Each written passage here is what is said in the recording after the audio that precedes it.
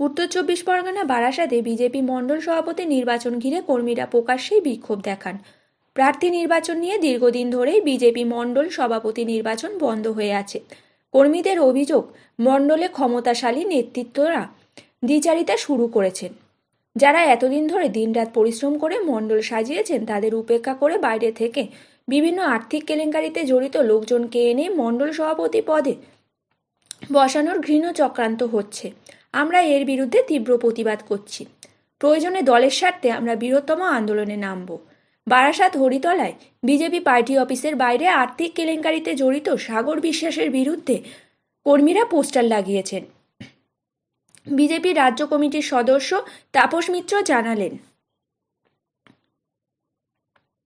পার্টির নিয়ম অনুযায়ী কারোর অভিযোগ থাকলে লিখিত জানাতে পারেন, কিন্তু প্রকাশ্যে পার্টির বিরুদ্ধে যাওয়া অনুচিত।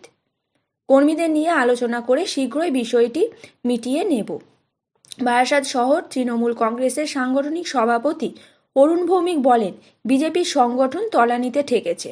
যোগ্য লোক এই দলে নেই, ফলে ৩৫ লক্ষ টাকার জমি তছরূপে অভিযুক্তরা মণ্ডল সভাপতির আসনে মোটা অর্থের বিনিময়ে বসেন। এদের যোগ্যতা বলেই কিছু নেই। আসলে এই দলটা সাধারণ মানুষের জন্য নয়। প্রথমত বলে রাখছি, এই মুহূর্তে আমাদের নির্বাচন প্রক্রিয়া টোটালি বন্ধ আছে এবং এখনো পর্যন্ত কোনো সভাপতির নাম ঘোষিত হয়নি। যারা এই কাজ করছে তাদেরকে আমি বলবো এই কাজ থেকে বিরত থাকতে। ভারতীয় জনতা পার্টির এটা নিয়ম না। কোনো যদি অভিযোগ থাকে, কোনো বক্তব্য থাকে, লিখিত আকারে তারা জানাতে পারে। সুতরাং এই এরকম কাজ যারা করছে খোঁজ নিয়ে দেখতে হবে তারা শাসক দলের মদতে এই কাজটা করছে কি না। আর যদি কোনো রকম তাদের বক্তব্য থাকে, নিশ্চয়ই তাদেরকে বক্তব্য শোনা হবে। তার একটা প্রসেস আছে বা নিয়ম আছে, সেই নিয়মের মধ্যে দিয়ে তাকে আসতে হবে। দলের ঊর্ধ্বে কেউ না। যদি দেখা যায় যে এটা কোনো রকম দলকে ক্ষতি করার চেষ্টা করছে, আশা করি দল তাদের বিরুদ্ধে প্রয়োজনীয় ব্যবস্থা নেবে। যারা এই কাজ করছে এই কাজ থেকে তাদের বিরত থাকতে বলা হচ্ছে। ভারতীয় জনতা পার্টি এইভাবে চলে না। দু চারটে লোক এসে পোস্টার মেরে দিয়ে গেল আর তাদের কথা শুনে দল চলবে?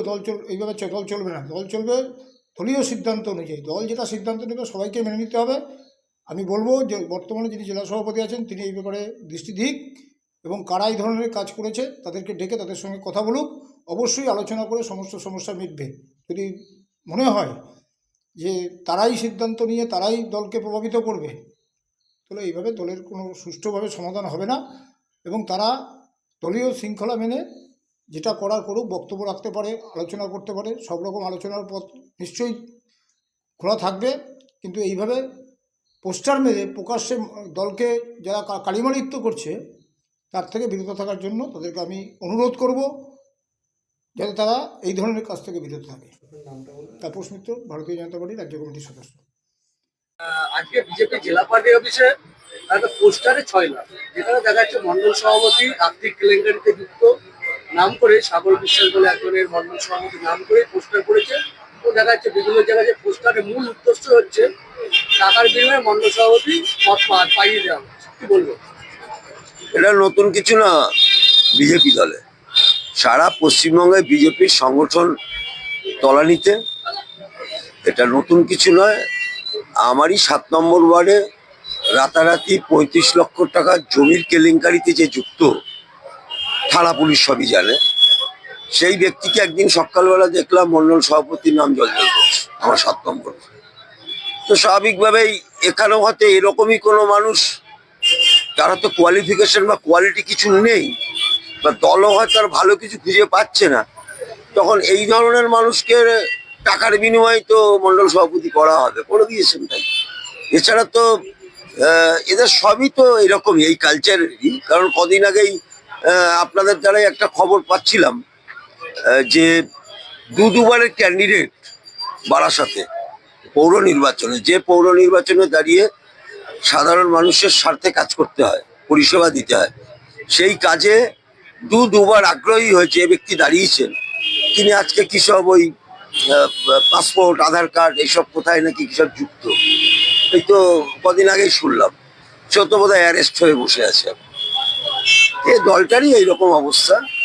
পশ্চিমবঙ্গে মোদ্দা কথা, সংগঠন বলতে পশ্চিমবঙ্গে বিজেপি দলের সংগঠন তলানিতে, এটুকুই বলবো।